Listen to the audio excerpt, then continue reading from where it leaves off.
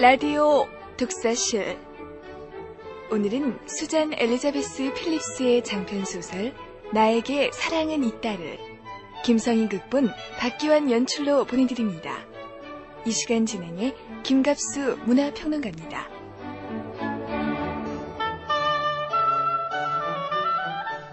안녕하십니까, 김갑수입니다. 가을이 깊어갑니다. 낙엽 떨어져서 바람에 날리는 모습 보면 삶의 무게 생각하게 된다고들 그렇게 말하죠. 옛날 얘기 하나 해드릴게요.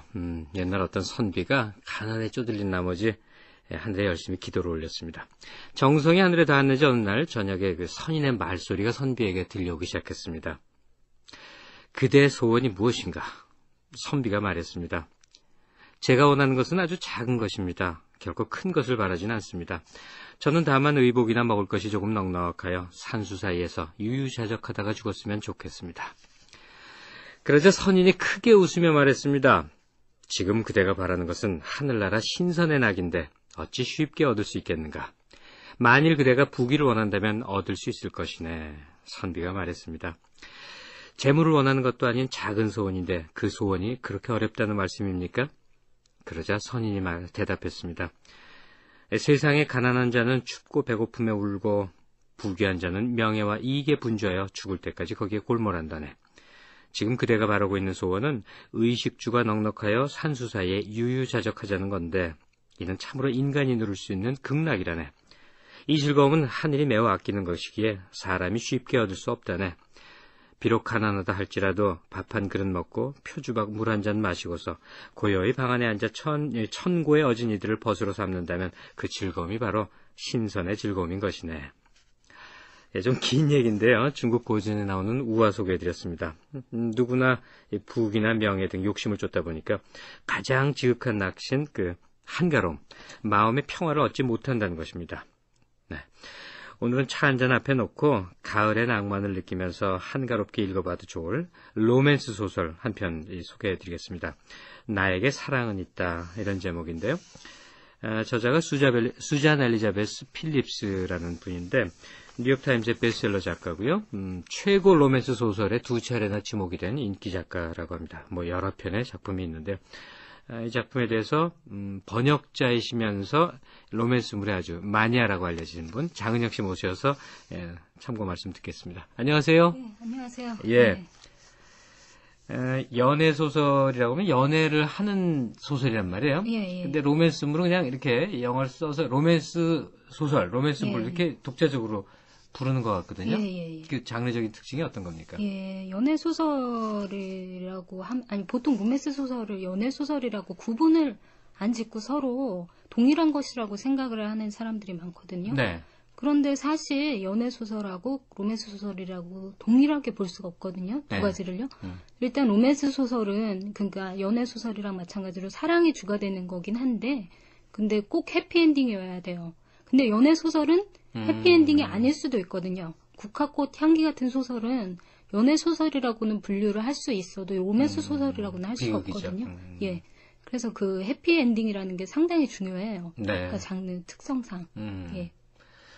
그 밖에도 여러 가지 있겠지만요. 근데 로맨스물에 한번 빠지면 중독된다 이런 얘기들 하는데 로맨스물의 매력이 뭘까요? 일단 해피엔딩이라는 점에 있죠. 일단 그러니까 상당히 살면서 힘들고 그러니까 뭔가 일탈을 하고 싶을 때 그러니까 여성 소설이랑 로맨스 소설이 둘 다 여성한테 관심이 있고 그러니까 여성의 문제 같은 걸 다루는 데 대해서는 공통점이 있거든요. 그런데 여성 소설은 상당히 그러니까 심각한 문제를 다루죠. 그러니까 여자의 자아 성취라든지 그러니까 어떤 가부장적인 제도 같은 것에 관심을 두어서 그러니까 남자나 결혼이나 그런 것들을 어떻게 보면 배격해야 된다고 그렇게 하는 그런 여성 소설들이 상당히 남자나 결혼이라는 그런 거를 대립적 관계 속에서 보는 그렇죠. 시선이 있는 거죠. 그러니까 어떤 그 굴레라고 그렇게 생각들을 많이 하죠. 여성 소설에서 보면. 근데 로맨스 소설은 그게 아니라 상당히 결혼이나 남자에 대해서 긍정적으로 생각을 합니다. 그래서 여성들이 그러니까 여성 사랑이라고 할 수도 있고 여성이 남성을 변화시킬 수 있다. 그런 어떤 그런 것에 의해서 이제 판타지라고 할 수 있겠죠. 그러니까 여성들이 갖는 넓은 의미의 판타지다. 판타지라고 할 수 있겠죠. 현실이 주는 이 고통을 잠시 잊게 만드는 역할을 하는 면도 있을 것 같아요. 근데 우리가 오늘 다룰 작품 나에게 사랑은 있다요. 이거는 아주 미국적인 소설이 아닌가 이런 생각 들거든요. 상당히 이 작가의 작품이 상당히 미국적이에요. 근데 이 작품은 그나마 덜 미국적이라고 했었거든요. 이 작가의 다른 작품을 보면 상당히 뭐 문화적인 그런 것들이, 그러니까 미국 고유의, 그러니까 스포츠라든지 미국 고유의 문화나 상표나 이런 것들이 많이 나와서 그러니까 독자들이 이해하기가 상당히 힘들어요. 그런 거는 사실 부수적인 거기 때문에, 그러니까 로맨스 소설 자체를 즐기는 것에 대해서는 별로 그다지 크게 문제가 되지는 않죠. 그러니까. 뭐 그 점에 너무 구애받을 필요는 없고 기본 줄거리를 따라가면 되는 거니까. 그렇죠. 이 작품 얘기를 좀 구체적으로 해주세요. 번역한 제목이 나에게 사랑은 있다지만요. 원제를 보면 이 breathing room 이렇게 돼 있네요. 이 원제의 의미가 뭔지 또 연결시켜서 뭐 전반적인 이야기를 좀 해주시죠. breathing room이 뜻이 뭐냐면요. 그러니까 아까 제가 말씀드렸듯이 뭐 보통의 일상생활 상당히 복잡하고 머리가 좀 그럴 때 이제 복잡해서 그럴 때 이제 휴가를 떠나잖아요. 그러니까 뭔가 생각을 해서 자기가 재충전을 할 기회를 주는 그런 공간을 말하거든요. 그러니까 이 책 속에서는 이탈리아의 토스카나가 되겠죠. 그러니까 주인공들이 그 자기들 각자 나름의 고민을 안고서 이제 이태리로 가서 재충전을 하기 위해서 그러니까 이태리로 찾아간 거거든요. 그래서 여기서는 그 브리딩 룸이 그러니까 뭔가 재충전을 할 수 있게끔 도와주는, 그러니까 새로운 공기를 들어 마실 수 있는 뭔가 그런 이제 공간. 숨 쉴 여유, 숨 쉴 공간 이런 거군요. 그런 걸 말하는 거죠. 이제 드라마를 함께 하시면 알겠지만요. 베스트셀러 작가면서 자기 개발 분야의 사업체를 운영하는 이자벨 페이퍼라는 여자가 있는데 회계사의 횡령으로 파산을 하고 또 약혼자로부터 버림받고 그리고 이태리로 가서 누군가를 만나면서 이야기가 펼쳐집니다. 바로 이 줄거리 나에게 사랑은 있다를 드라마로 먼저 접하시고 그리고 이야기 계속 나누도록 하겠습니다.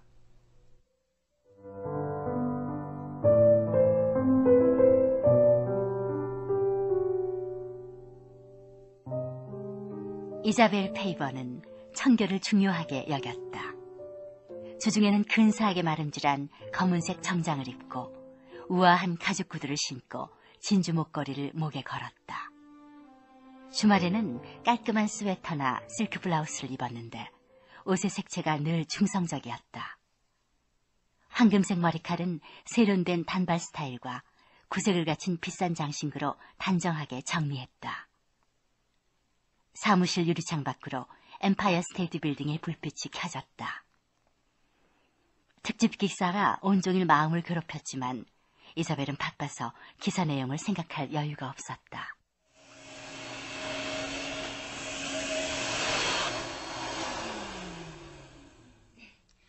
박사님, 신문 읽으셨죠? 박사님이 충동적이고 신경질적이라고 했는데. 말도 안 돼. 그건 내 비서가 해고된 데 앙심 품고 꾸며낸 얘기야. 2달 동안 펜레터를 뜯어보지 않아서 해고시켰거든. 이제 궁금해서 그러는데요. 한 번이라도 청바지 입어본 적 있어요? 그럼. 물론 예전엔 입고 다녔지. 대학 다닐 땐 청소부로 일하면서 얼마나 고생했는지 그 얘기 하시려고 그러죠? 난 대학원을 졸업할 때까지 서빙을 하고 접시 닦기를 했어. 얼마나 끔찍했는데. 게으른 부자들 뒷심부름하면서 논문을 썼다고. 그래서 지금은 부자가 됐잖아요. 내가 말하고 싶은 게 그거야. 칼로타도 지금 하는 청소부 일에 실망할 거 없어. 열심히 노력하고 규칙을 세우고 기도를 하면 꿈은 이루어지니까.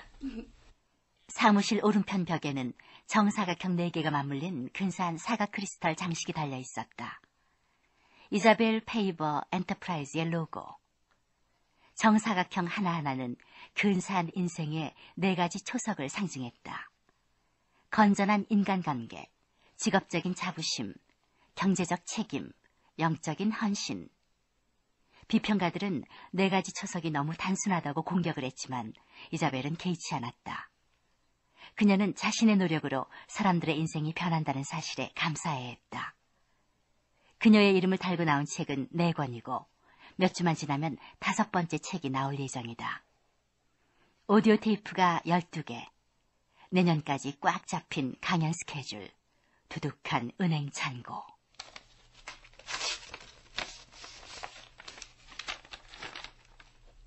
아니, 이게 무슨 일이야? 120만 달러의 체납고지서? 세금 한 번 밀린 적이 없는데 이럴 수가.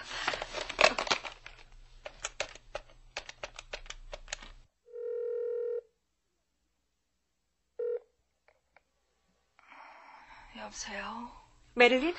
이자벨이에요. 탐이랑 얘기 좀 하고 싶은데요. 탐이요? 남편은 여기 없어요. 언제쯤 들어온대요? 급한 일이 있어서 그러는데. 제가 먼저 전화 드렸어야 하는 건데. 무슨 일이에요? 어서 얘기해봐요. 탐이, 내 남편이 남아프리카로 도망쳤어요. 내 여동생하고요.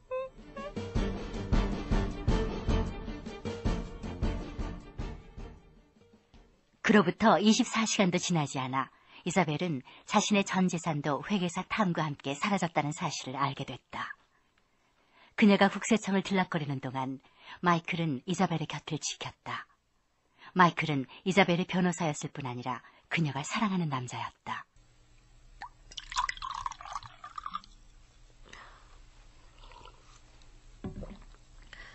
마이클, 오늘 새 책 판매 실적 보고서를 받았어.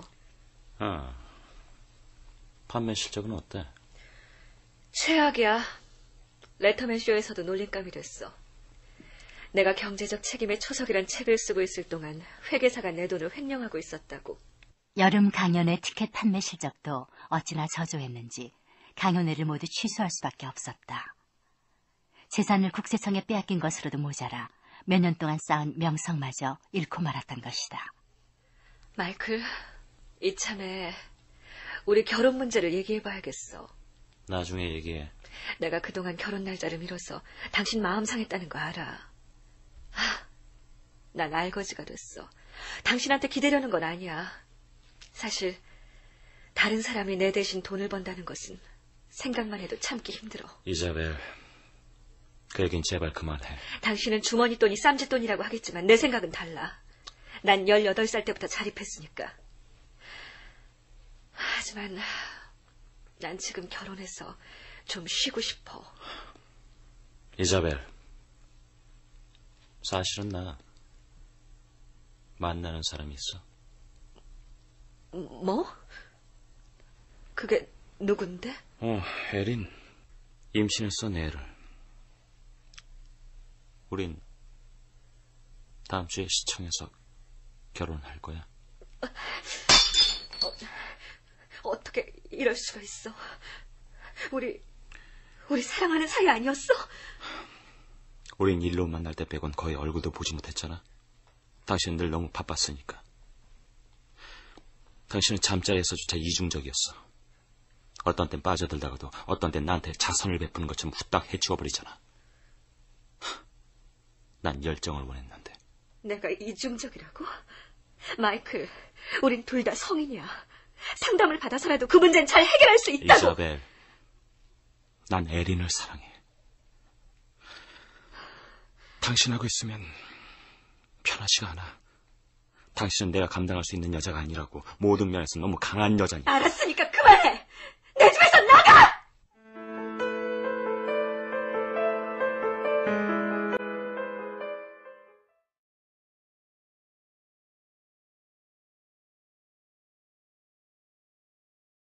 로렌조 게이지는 악마처럼 잘생긴 남자였다.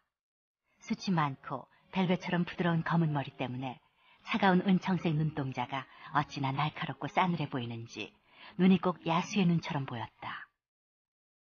게이지는 사람을 죽이는 일을 하면서 먹고 살았다. 물론 영화 속에서였다. 강간범, 연쇄살인범, 청부살인업자. 그가 영화 속에서 맡은 역할들이었다. 렌은 팬들에게 둘러싸이고 싶지 않아서 호텔방을 나오기 전에 시간을 들여 변장을 했다. 이틀 전에 영화 촬영이 끝났기 때문에 휴식을 취하려고 고향 이탈리아로 온 것이었다.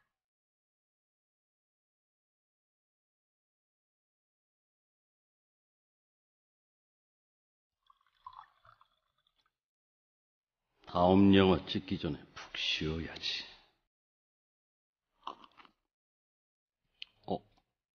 아니, 저 여자는 특이한데 지적인 분위기가 있어.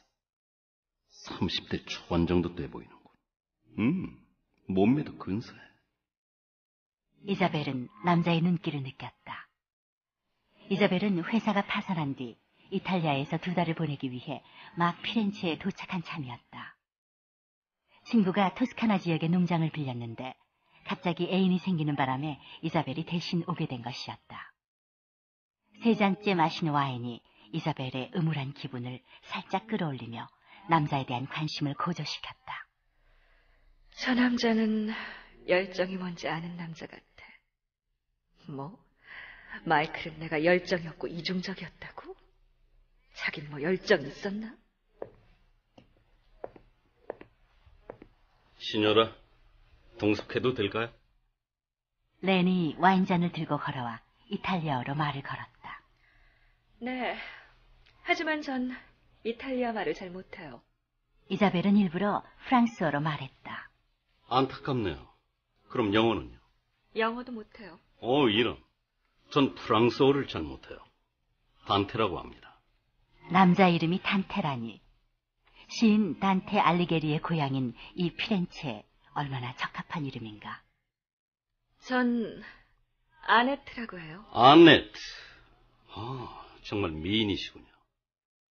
마이클한테서 입은 상처를 단테라는 이름의 이 타락천사는 부드럽게 어루만졌다. 그래서 이자벨은 미소를 지었고 남자의 손을 뿌리치지 않았다. 이것 봐, 마이클. 나도 할 수 있잖아. 난 당신이 생각하는 것보다 훨씬 더 섹시하다고. 내가 이중적이라고? 언어 장벽 때문에 대화가 불가능해서 다행이었다. 이자벨의 인생은 언어로 가득 차 있었다. 강연, 책, 인터뷰. 남자의 손이 이자벨의 손바닥을 잡더니 육감적으로 쓰다듬었다. 순간 그녀의 머리를 스쳐 지나가는 생각이 있었다. 이 남자 남창이구나. 하지만 어때? 무슨 상관이야?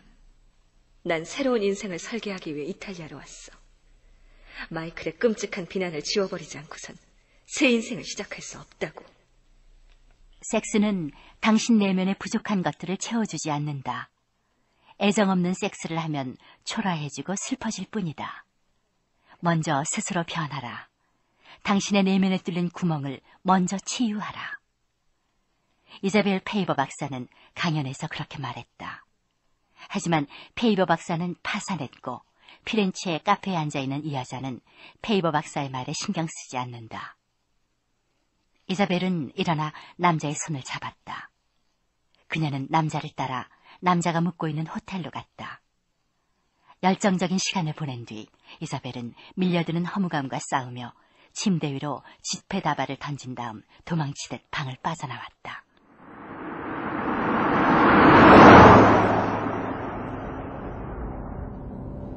이자벨은 토스카나의 농장을 향해 차를 달렸다. 낡은 영화 포스터의 배우들 사진을 보는 순간 문득 한 생각이 떠올랐다. 단테는 르네상스 시대의 그림 속에 등장하는 인물을 닮은 게 아니었다. 로렌조 게이지를 닮았다. 자신이 제일 좋아했던 여배우를 자살하게 만든 남자 배우. 자갈길을 달려 언덕을 내려가니 농장이 눈앞에 솟아 있었다. 고독, 휴식, 명상, 활동. 새 인생을 설계하기 위해선 4가지 초석이 필요해. 근데 여기 있으면 고독은 즐길 수 있겠군. 하지만 이런 허물어져가는 농장에서 어떻게 휴식을 취하고 명상에 잠긴담? 피곤하다. 잠이나 푹 자두고 내일 생각하자.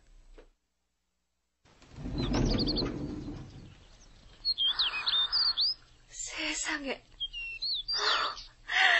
이렇게 아름다울 수가. 사이프러스 나무들, 수술을 끝낸 밀밭, 포도밭. 맞아, 이곳은 르네상스 예술가들의 성지였어. 성모, 천사, 목동들의 배경으로 그려내었던 풍경. 정말 완벽한 경치야.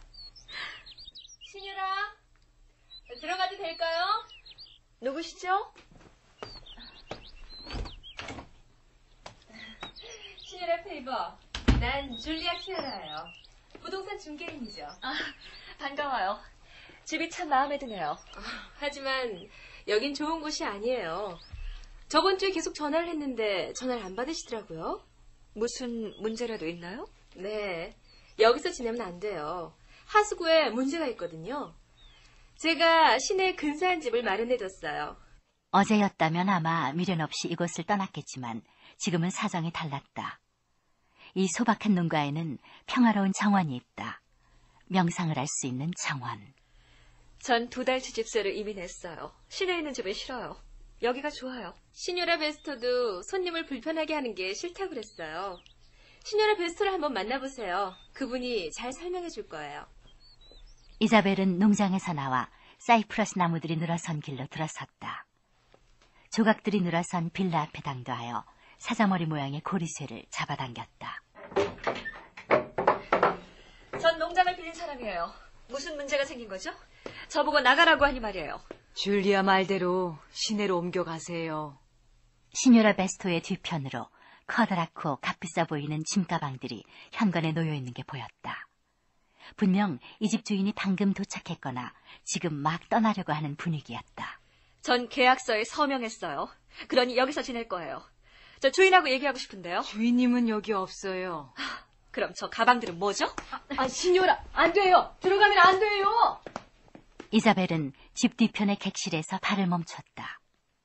남자가 어깨를 문틀에 기대고 햇살을 응시하고 있었다.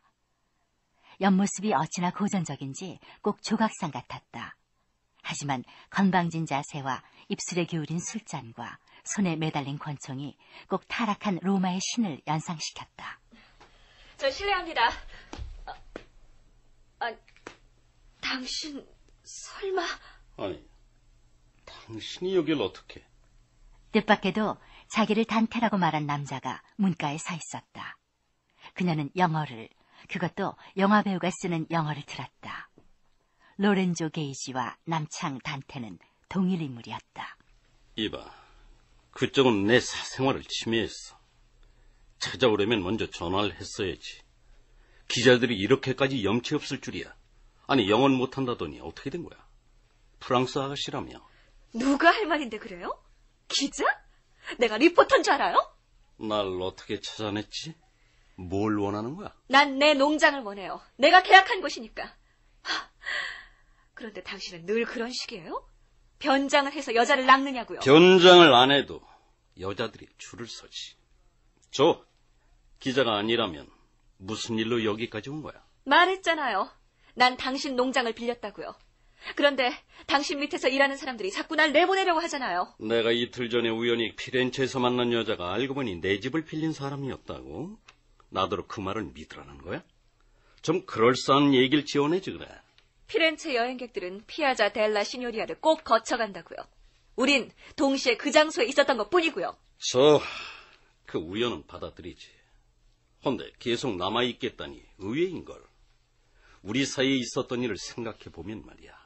내 팬들이 농장 주위에서 배회하는 게 싫으면 내가 여기 있다는 걸 발설하지 않는 게 좋을 거야.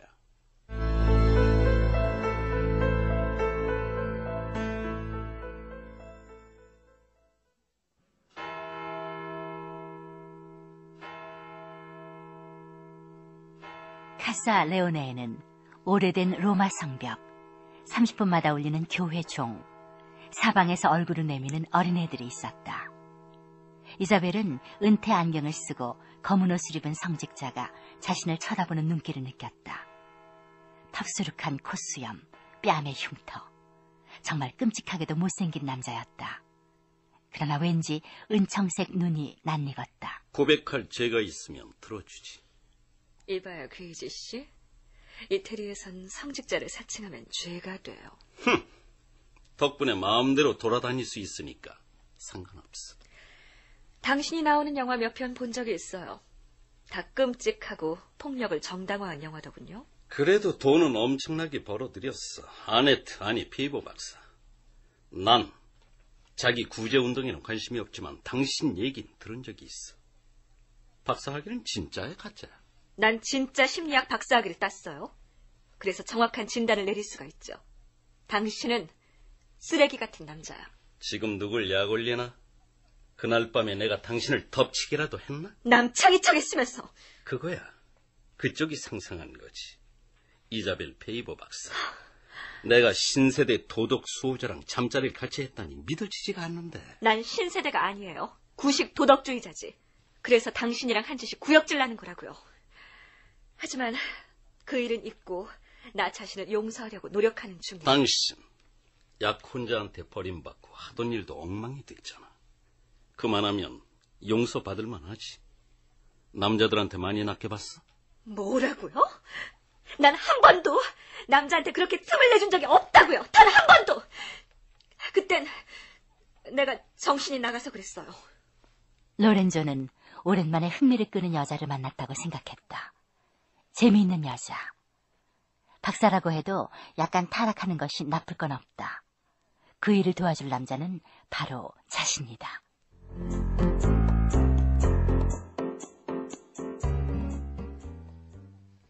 다음 날 이자벨은 볼테라 관광을 떠나기 위해 차를 향했다. 차를 세워둔 곳으로 가자 촌스러운 복장의 관광객이 관목 속에 숨어있는 것이 보였다. 순간 로렌조 게이지가 불쌍해졌다. 어제 변장을 했는데도 팬들에게 들킨 모양이었다. 차에 타는 순간 남자가 뚱뚱한 몸을 이끌고 다가와 고개를 내밀었다. 좋은 아침이야, 박사. 맙소사.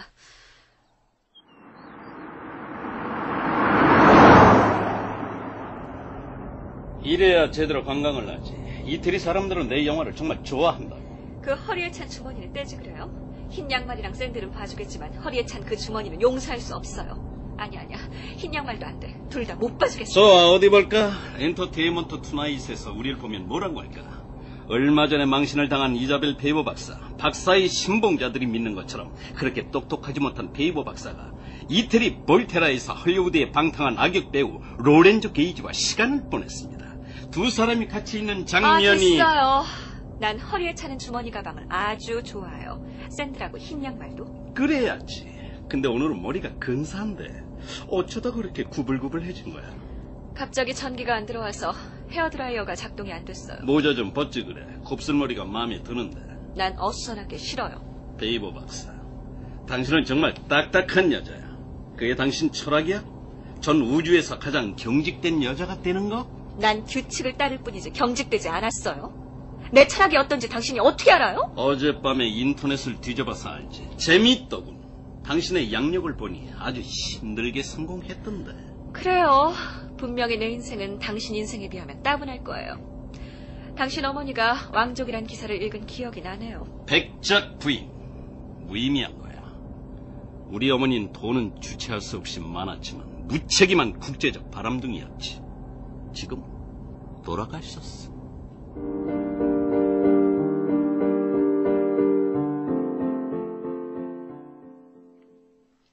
관광을 마치고 농장에 도착하자 렌은 동력을 점검했다. 불을 켜보니 불이 들어왔다.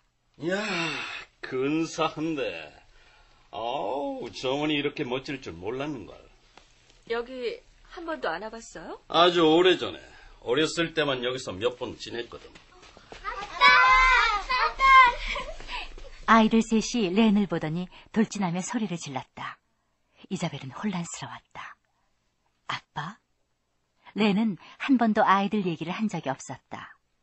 한 여자가 언덕 위에서 모습을 드러냈다. 젖먹이를 안고 하늘을 배경으로 서 있었는데 면 드레스가 임신한 배에 착 감겨 있었다.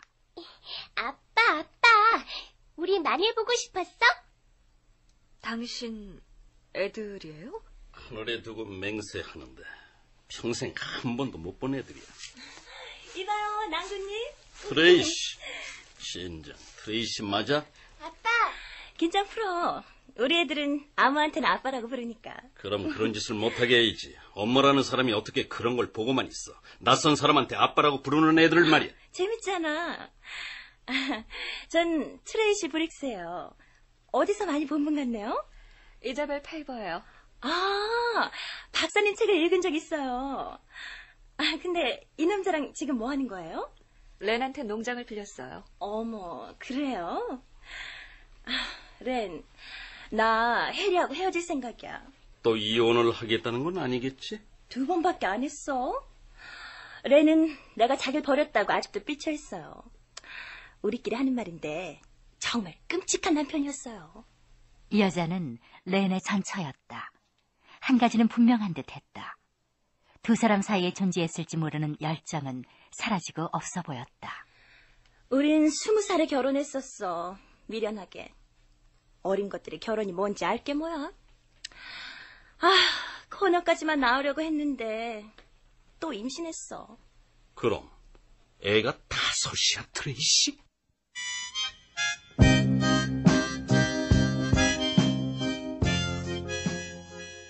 다음 날 아침 이자벨은 오렌지 주스잔을 들고 정원에 앉아 있었다.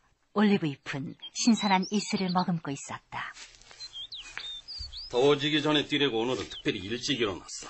근데 이게 부엌에 붙어있더라고. 이게 뭐야? 내놔요! 어디 보자. 6시 기상, 기도, 명상, 감스, 자기암시. 아니, 자기암시는 또 뭐야? 긍정적인 생각을 하는 거예요. 호의적인 방향으로 생각을 제어하는 거죠. 예를 들면 아무리 로렌조 게이지가 날 화나게 해도 난 로렌조 게이지가 신의 피조물이란 사실을 기억하리라. 신의 걸작은 아니라 해도. 남의 마누라를 훔쳐간 나쁜 자식! 뭐? 넌 누구야? 그만둬요! 때리지 말아요! 이 트레이시 남편이라고요! 제시 어딨어, 이 망할 자식아!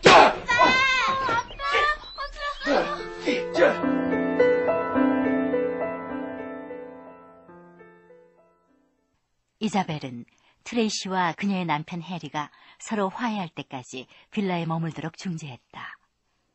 그들은 이자벨의 상담을 받으면서 서로를 이해하게 되었다. 그들은 서로 사랑하고 있었지만 서로의 감정을 표현하는 방법을 몰랐던 것이다. 렌은 이들 부부 문제를 해결하는 여전사 같은 이자벨을 지켜보면서 강렬한 매력을 느꼈다. 그동안 여러 여자들을 만나왔지만 분명 처음 느끼는 감정이었다. 이자벨, 날 봐. 당신은 정말 매력적이야. 렌. 당신도 날 갖고 싶어해. 인정해. 당신의 눈이 날 열망하고 있어. 당신은 날 안고 싶어서 서 있기도 힘들 지경이라고. 뭐라고요? 이러지 말아요. 렌이 이자벨의 입술에 자신의 입술을 포개버렸다. 그는 그녀의 입술에서 태양과 포도즙과 흥분한 여자의 향기를 맛보았다. 이자벨은 냄새와 감각에 취했다. 토스카나 태양의 열기와 농익은 포도 냄새, 토양과 남자의 냄새, 렌의 키스에 취하는 기분이었다.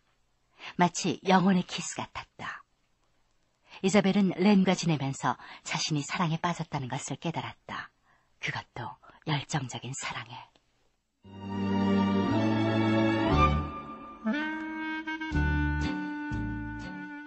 어느 날 렌의 빌라에 2명의 여자와 1명의 남자가 찾아왔다. 사치스러운 차림새와 근사한 몸매가 시선을 끌었다. 아, 이자벨, 내 친구들이야. 이리서 날 만나러 온 거지. 두 사람은 배우 사바나와 파멜라야. 그리고 이쪽은 내 매니저, 레리. 안녕하세요. 네. 만나서 반가워요. 그들은 술을 마시고 떠들어대며 춤을 추었다.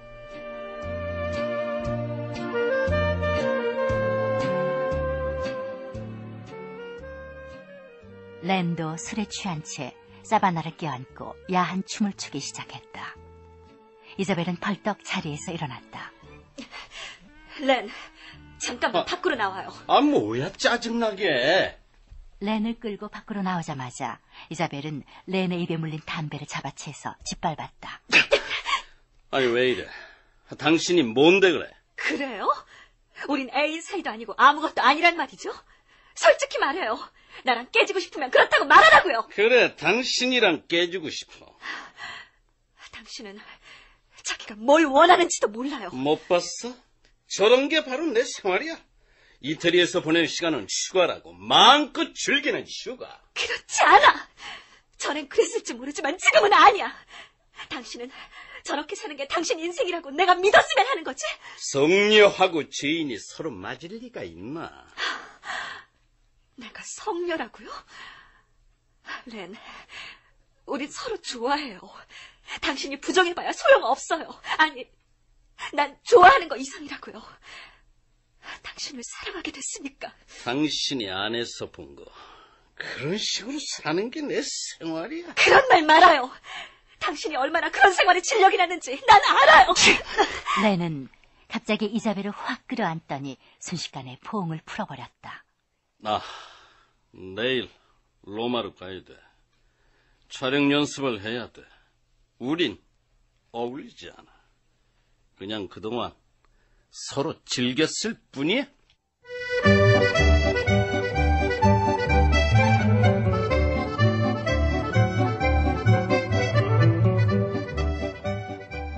포도 수확 축제가 열렸다.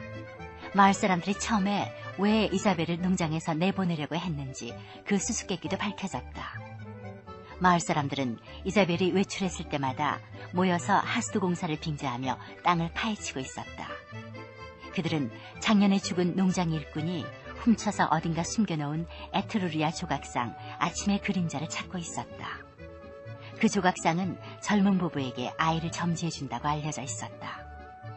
정말 그 조각상이 없어진 다음부터 마을의 부부들이 임신을 하지 못했다는 것이었다. 렌은 그 일꾼이 조각상을 아기가 없어 고민하던 미국의 손녀에게 보냈다는 걸 알아채고 다시 찾아왔다. 조각상은 이 손에서 저 손으로 옮겨다녔다. 이자벨만 제외하고 모든 사람들이 렌에게 키스를 퍼부었다. 그러나 이자벨은 분노에 쌓인 듯 렌에게 시선도 주지 않고 다른 남자와 춤을 추고 있었다.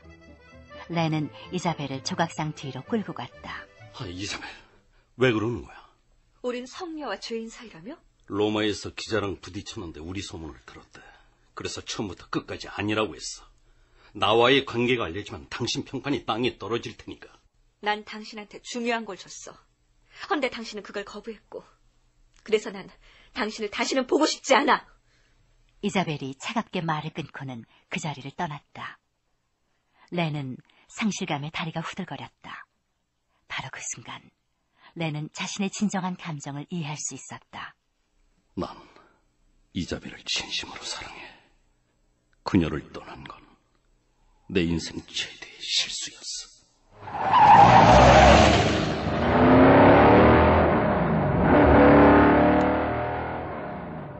이자벨은 분노에 휩싸여 있었다. 렌을 사랑한 자신이 이제는 증오스러웠다. 그녀는 갑자기 조각상을 움켜쥐고는 렌의 차를 몰기 시작했다. 이자벨! 이자벨!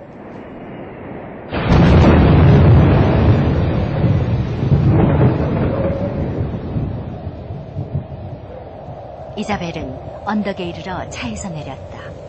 조각상을 꽉 끌어안고 폐허가 된 성터로 올라갔다. 바람은 스커트를 찢어낼 듯이 불어왔고 세상은 발 아래 있었다. 결국 이자벨은 진실을 깨달았다. 자신은 한 번도 세상을 작게 본 적이 없었다. 항상 세상을 크게 보기만 했을 뿐 자신이 인생에서 원하는 것 모두를 잊고 살았다. 그녀는 하늘로 얼굴을 돌리고 삶의 신비에 마음을 내맡겼다. 조각상을 높이 들어올리고 혼돈의 신에게 자신을 바쳤다. 이자벨! 이자벨! 렌은 더 이상 자신이 이자벨과 헤어지려고 했던 이유를 기억해낼 수 없었다. 이자벨은 선물이었다. 그녀를 자신의 인생에서 내보낸다면 영혼을 포기하는 것과 다름이 없으리라. 렌은 그녀를 힘껏 끌어안았다. 이자벨은 렌의 키스를 뜨겁게 받아들였다. 렌, 난 언제나 규칙이니 질서니 하는 걸 좋아했는데 이젠 혼돈을 받아들이기로 했어. 사랑해 이자벨. 사랑해 렌. 내가 당신을 얼마나 사랑하는지 알지? 나도. 배우들은 원래 요구사항이 많아. 얼마나 날 오랫동안 사랑해 줄 건지 얘기해줘. 영원히 사랑할게. 당신은? 나도 영원히. 이제 음악이 흐르면서 자막이 올라갈 시간이야. 아니야. 영화는 이제 막 시작됐어.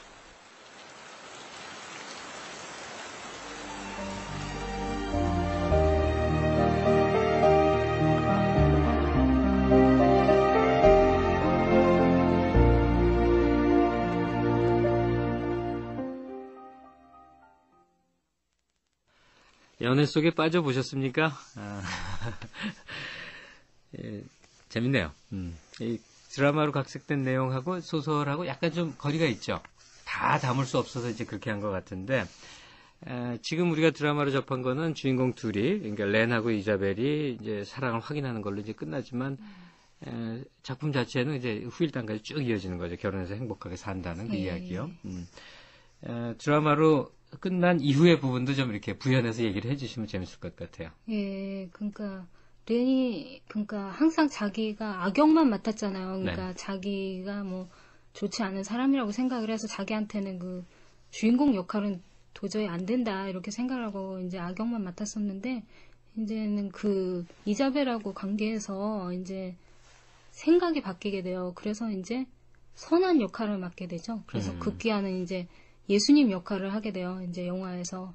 그리고 이제 이자벨은 그러니까 항상 모든 걸 완벽한 것만을 이제 생각을 하고 이제 질서에서 어떻게 이제 벗어나는 거는 절대 안 된다고 생각을 했었는데 이제 변해서 이제 불완전한 인생에 관한 책을 써요. 네. 그러니까 그 전까지는 항상 완전한 인생 뭐 이런 걸 추구하기 위해서 뭐가 필요하냐 뭐 이런 책을 썼었는데 이제는 이제 불완전한 인생, 불안정한 가정 뭐 불안정한 아이들 키우기 이렇게 해서 그런 책을 출판하게 되죠. 그리고 이제 두 사람 사이에서 쌍둥이가 태어나거든요. 네. 예, 그래서 그런 얘기들이 이제 가정을 이뤄서 두 사람이 어떻게 지내냐, 그리고 어떻게 변화했냐 그런 내용이 나오죠.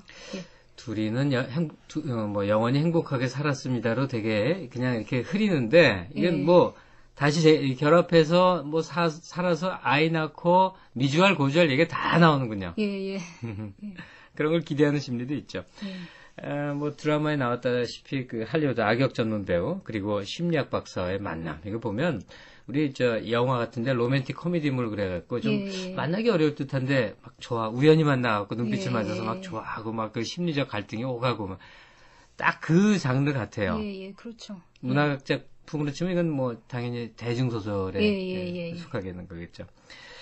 이들의 그 심리 변화라고 그럴까요? 감정의 변화 이것들을 좀 이렇게 정리를 해보면 어떨까 싶은데요.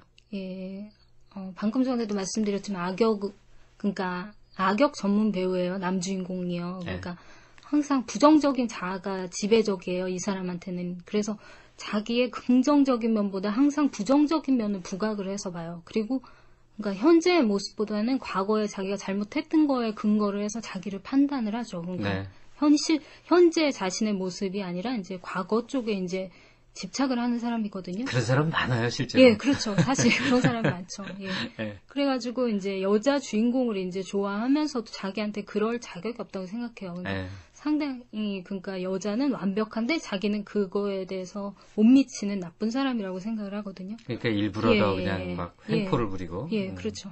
예, 그런데 이제 그 여자랑 이제 만나고서 이 여자가 상담해주는 그런 심리학자잖아요. 그러니까 이 여자와의 대화나 뭐 경험을 통해서 이제 자기의 긍정적인 면을 보게 되죠. 그리고 거기에 되게 공헌을 많이 하는 게 이 여주인공도 그렇지만 부수적인 인물로 또 이제 해리와 트레이시, 그 가족들이 나오거든요. 근데 그 가족들이 이제 아이들하고 이렇게 남자 주인공이 접촉을 하면서 그런 점에 대해서 이제 자기의 그러니까 선한 면 같은 거를 갖다가 좀 더 생각을 해보게 돼요.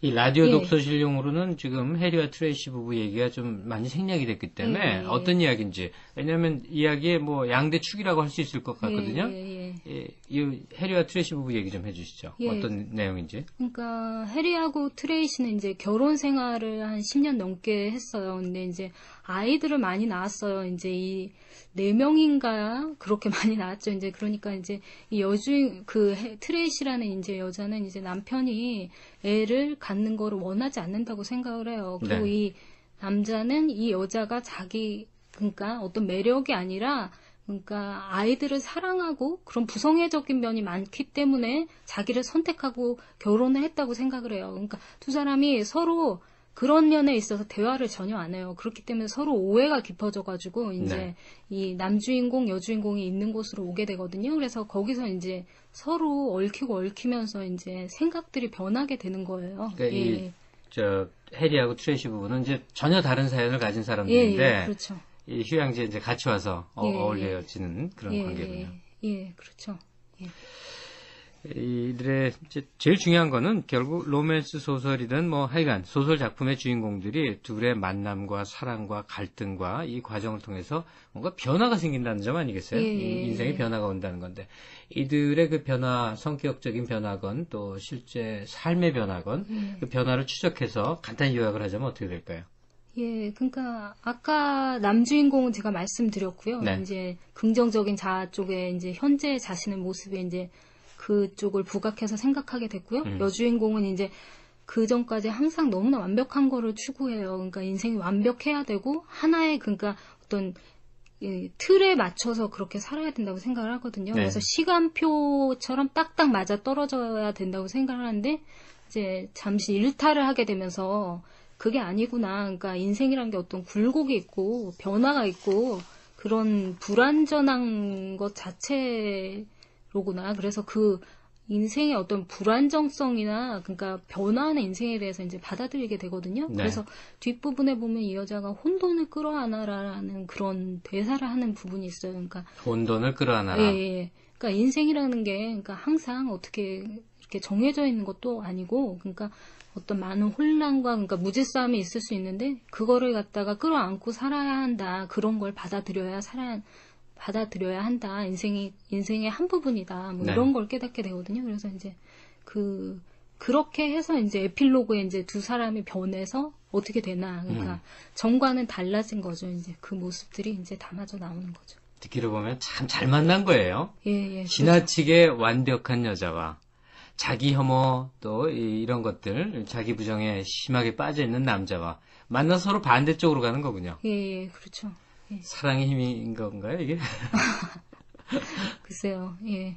그럴 수도 있겠죠, 예. 그래요. 사랑이 사람을 변화시키는 거기 때문에 사람들이 이렇게 다 중요하게 여기고, 예. 그것 때문에 이 가슴 아파하고 그러는 거겠죠. 예, 오늘 수잔 엘리자베스 필립스의 장편소설 나에게 사랑은 있다 함께 하셨고요. 번역을 맡으신 장은영 씨가 도움 말씀 주셨습니다. 말씀 감사합니다. 예, 고맙습니다. 네.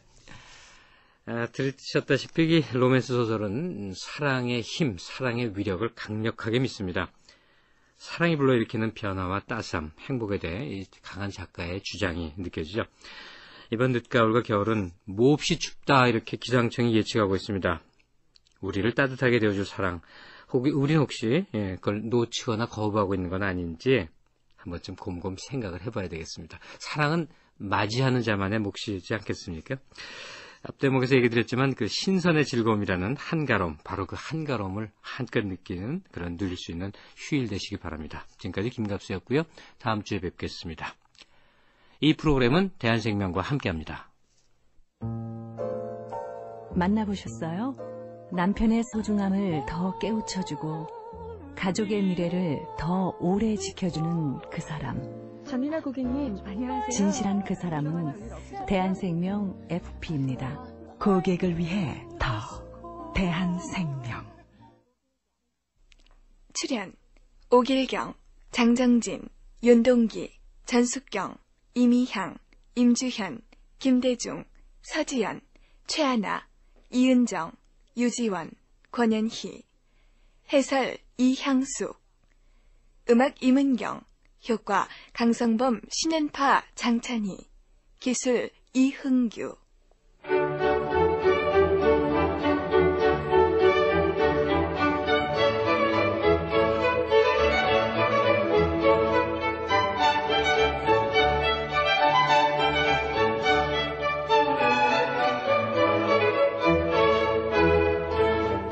라디오 독서실.